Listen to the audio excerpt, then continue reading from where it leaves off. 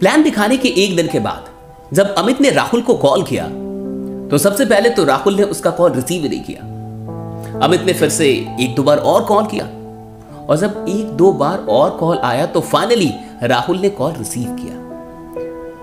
अमित ने कहा कि यार कैसा है और बता। राहुल ने बोला सब कुछ ठीक है, बता क्यों कॉल क्यों किया है। अमित ने कहा कि कल तेरे को प्लान दिखाया था एक, तो तूने क्या सोचा। राहुल ने कहा कि देख मैं तेरे से सीधे सीधे बोल दूं कि मैं ना इन जोड़ने वालों धंधों में नहीं पड़ने वाला और मुझे पता है ये लोगों को बेवकूफ बनाने का धंधा है और मैं ये सब बिल्कुल नहीं करने वाला। अमित को थोड़ा सा दुख जरूर हुआ क्योंकि राहुल उसके बचपन का दोस्त था और अमित चाहता था कि राहुल उसके साथ मिलके इस बिजनेस में आगे काम करे और दोनों मिलके आगे बढ़े।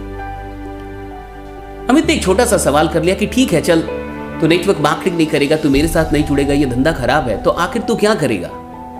राहुल ने कहा कि देख मैं शेयर मार्केट कर लूंगा, मैं पैसा कहीं से कमा लूंगा, लेकिन ये इतना छोटा काम है, ये इतना नीच काम है, लोगों को बेचना कुछ, ये मैं नहीं करने वाला, ये जोड़ने वाला काम मुझसे नहीं होगा।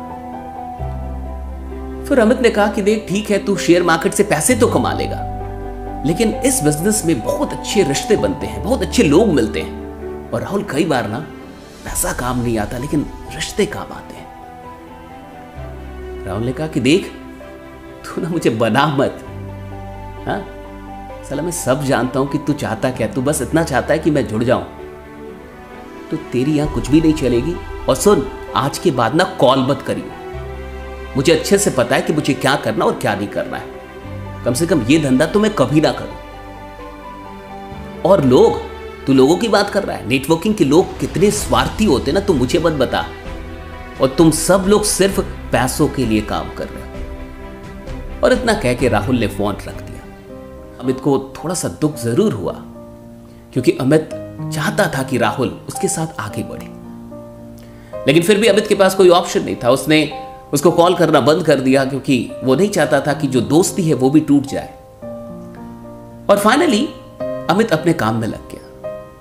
लगभग 1-1.5 महीने के बाद एक दिन रात के 11:30-12 बजे के करीब राहुल का कॉल अमित के नंबर पे आया। अमित ने जैसे ही कॉल देखा वो समझ गया कि ये कॉल किस बारे में हो सकता है, क्योंकि इससे पहले भी राहुल ने उसे 1-2 बार कॉल किया था और वो कॉल तब करता था जब कोई वीडियो आती थी नेटवर्क मार्केटिंग के बारे में नेगेटिव, तो बड़े मजे लेता था। ये देखा, ये वीडियो देखी, देख ले एक बार जाके, देख ले इस चैनल पे, देख अच्छे से बाजार डाली है, अभी भी तू कर रहा है। तो अमित समझ गया कि फिर से कुछ ना कुछ यही मामला होगा, लेकिन फिर भी उसने कॉल रिसीव किया और जैसे ही कॉल रिसीव किया राहुल थोड़ा सा घबराया हुआ महसूस हुआ। मामला कुछ और था। राहुल की आवाज में एक घबराहट थी और उसने कहा कि अमित सुन, अभी मैं इस हॉस्पिटल पे हूं और मेरी माँ को ब्लड की जरूरत है, मेरी माँ बीमार है और अचानक से अभी ब्लड चाहिए और हमें मिल नहीं रहा और ये बी नेगेटिव ब्लड है। अमित ने सीधे कहा कि देख तू जहां है तू जल्दी से मुझे एड्रेस भेज और तू टेंशन मत ले, हम 10 से 15 मिनट में वहां पे पहुंच जाएंगे। वैसे तूने जो हॉस्पिटल बताया मुझे पता है वो कहां पे है, फिर भी तू एक बार लोकेशन भेज दे।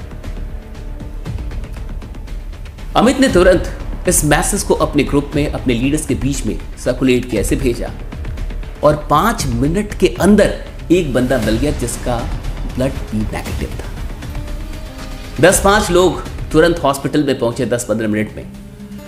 वहां पे राहुल काफी दुखित, और जब ये सब लोग वहां पहुंचे और कहा कि ब्लड मिल चुका है, ये ब्लड दे, राहुल अंदर से तो बड़ा खुश था, लेकिन उसे कुछ समझ में नहीं आ रहा था कि वो क्या बोले और क्या ना बोले।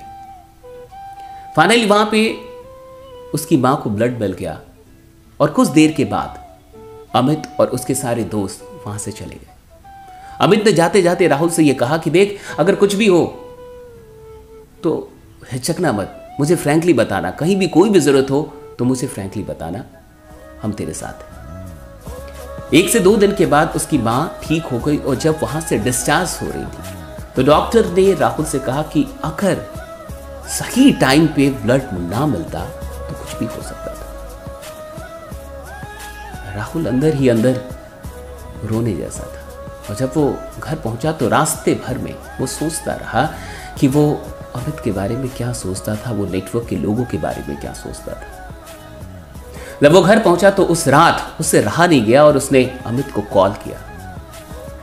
जैसे ही अमित ने कॉल उसका देखा, उसने रिसीव किया और उसने सबसे पहली बात यही पूछी कि और बता माँ कैसी है। राहुल ने कहा कि सब कुछ ठीक है, माँ घर आ गई है, ठीक हो गई, सब कुछ बढ़िया है। राहुल को कुछ समझ में ना आया, फिर भी राहुल ने कहा कि देख सब कुछ तो ठीक है लेकिन बस एक चीज ठीक नहीं है। अमित ने कहा क्या क्या प्रॉब्लम बता।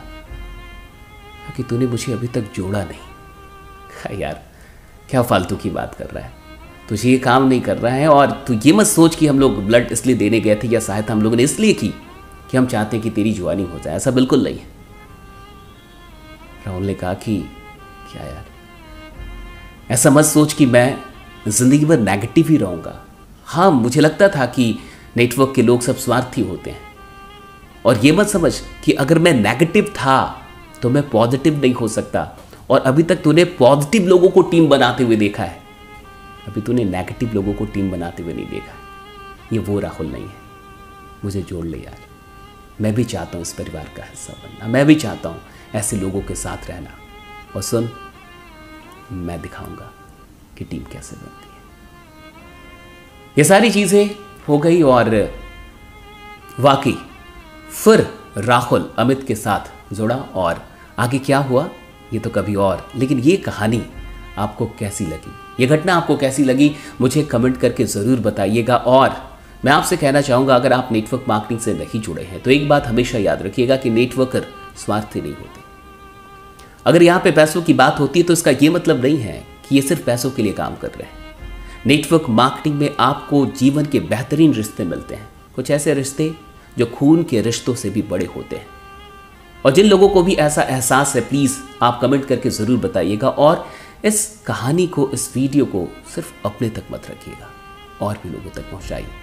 बाकी मैं ऐसी ही और भी कहानियों के साथ आगे आपको मिलता रहूँगा। बने रहिए, जमे रहिए, क्योंकि आपका जीतना सुनिश्चित है। Thank you so much.